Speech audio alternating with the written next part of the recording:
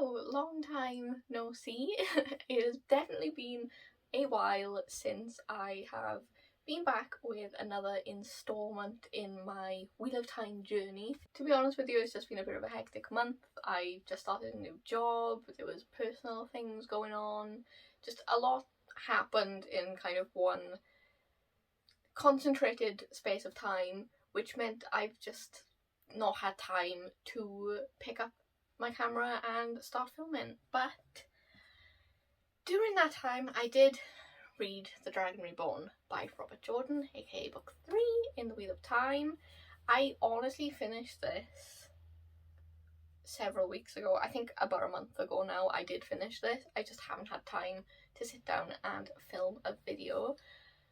This is where I will say again, if you are interested in more up-to-date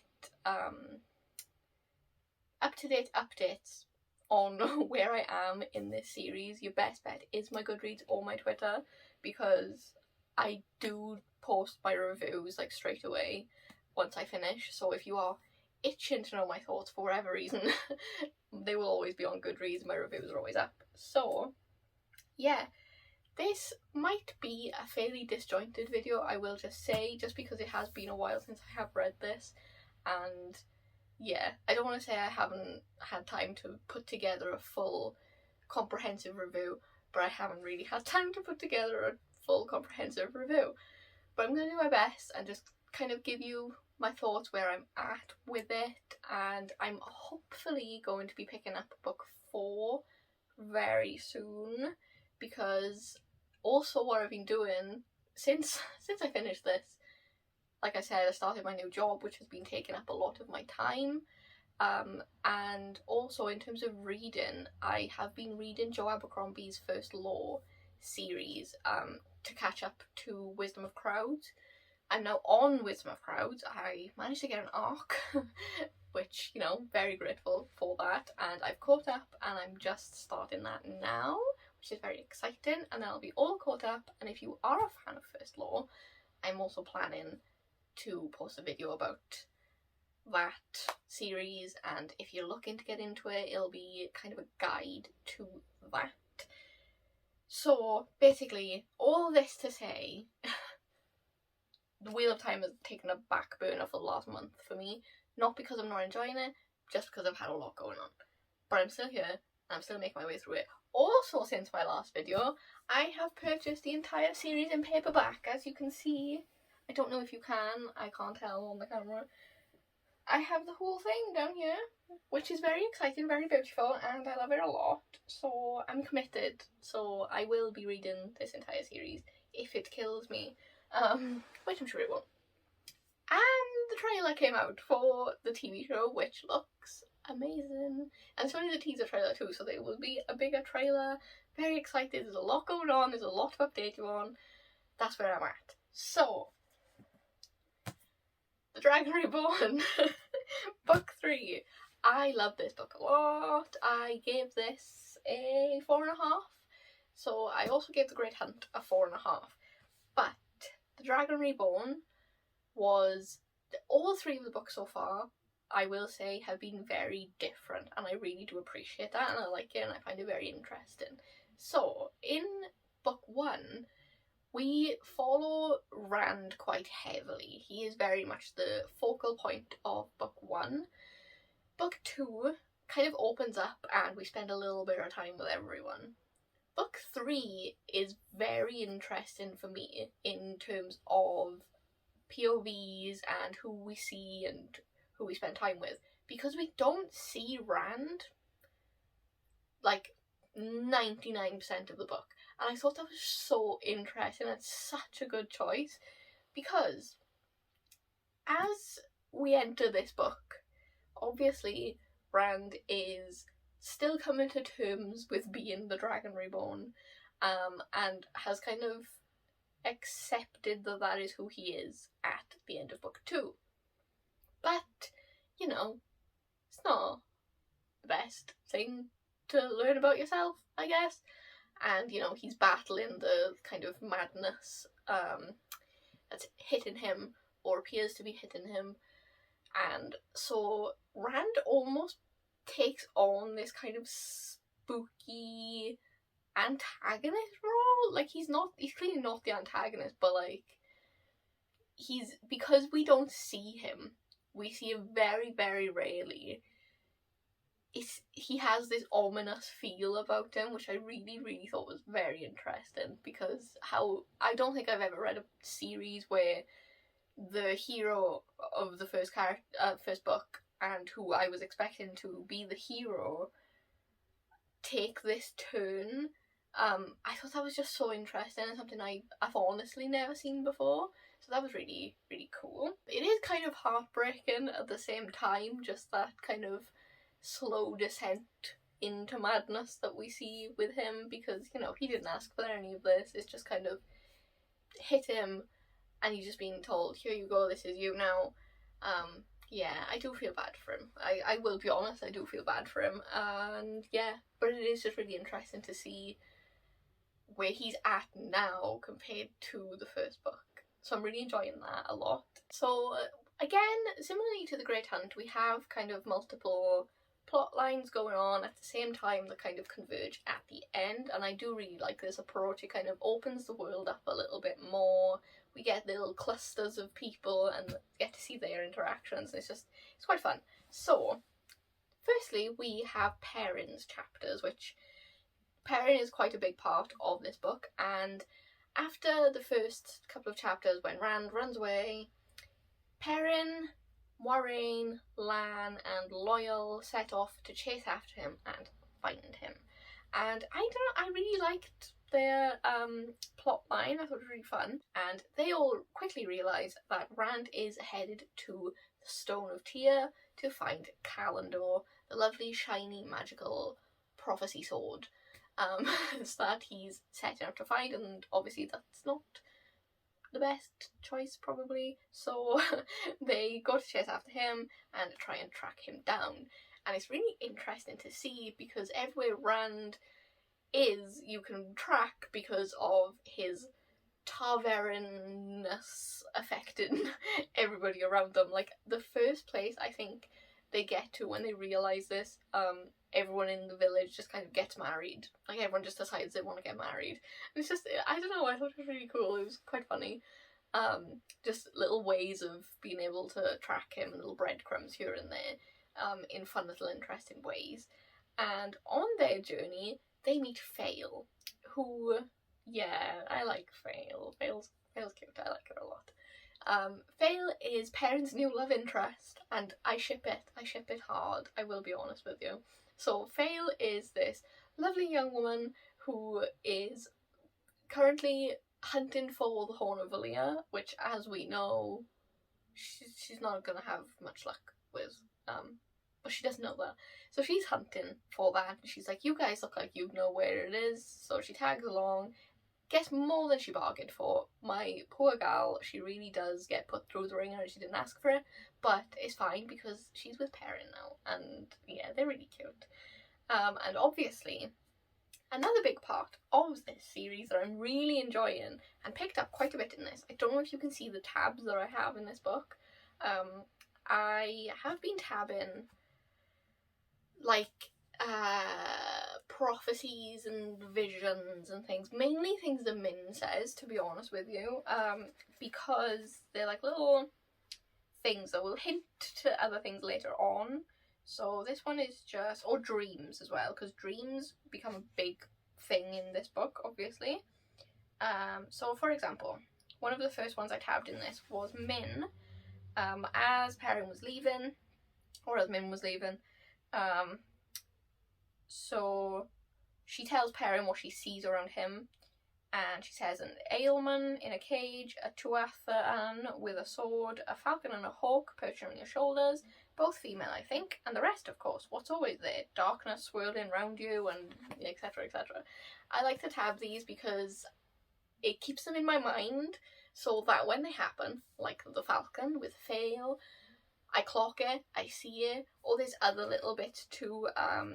For example, Egwene and her dreams. So, for example, dreaming of Rand reaching for a sword that seems to be made of crystal, never seen the fine net dropping over him. one of him kneeling in a chamber where a parched wind blew dust across the floor, and creatures like the one on the dragon banner, but much smaller, floated on that wind and settled into his skin. There had been a dream of him walking down into a great hole in a black mountain, a hole filled with a reddish glare as from vast fires below, and even a dream of him confronting the Sean-chan.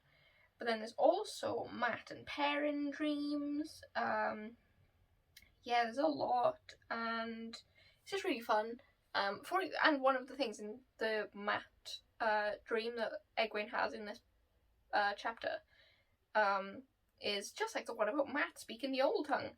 And she thinks that's like insane, but you actually know from like the chapter before that he did start speaking the old tongue. So yeah, I like to tab those, and I always find prophecies and visions and things really interesting and fun to look back on and be like, oh, how did I miss that? So I'm enjoying that a lot. And obviously the caged ailman, that was one thing that we saw in this. Obviously Fail is the falcon. Yeah, just great fun, great fun. So then we have our favourite girls, my favourite girls anyway, Egwene, Elaine and Nynaeve, who have gone back to Tarvalon after the end of the Great Hunt and have essentially been branded runaways and given punishment.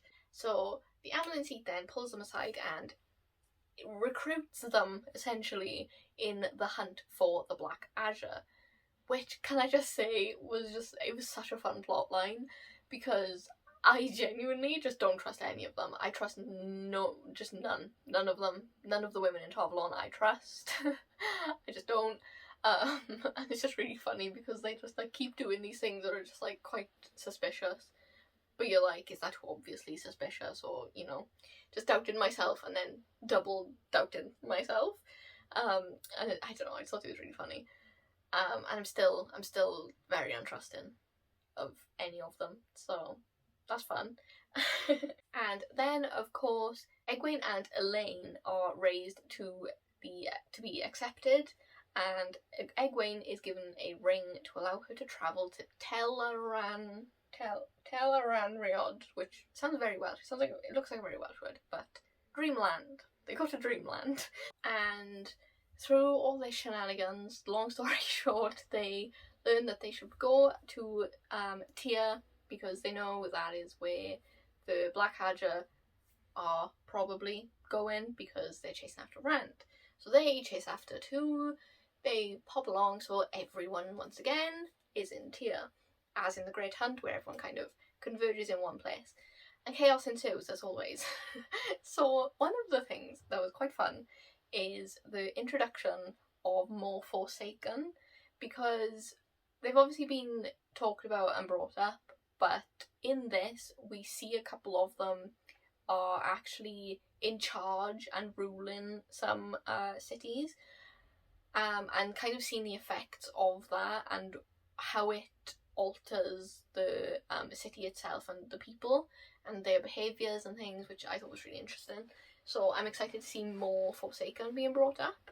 And while they are all in Tyr, Fail accidentally falls into a trap set for Moiraine. She is unconscious and falls into Dreamland, and Perrin decides to hop into his wolf dream and go and save her, which was very sweet, very nice, and I liked her a lot, and I might have cried a little tiny bit at the end. Tiny little bit.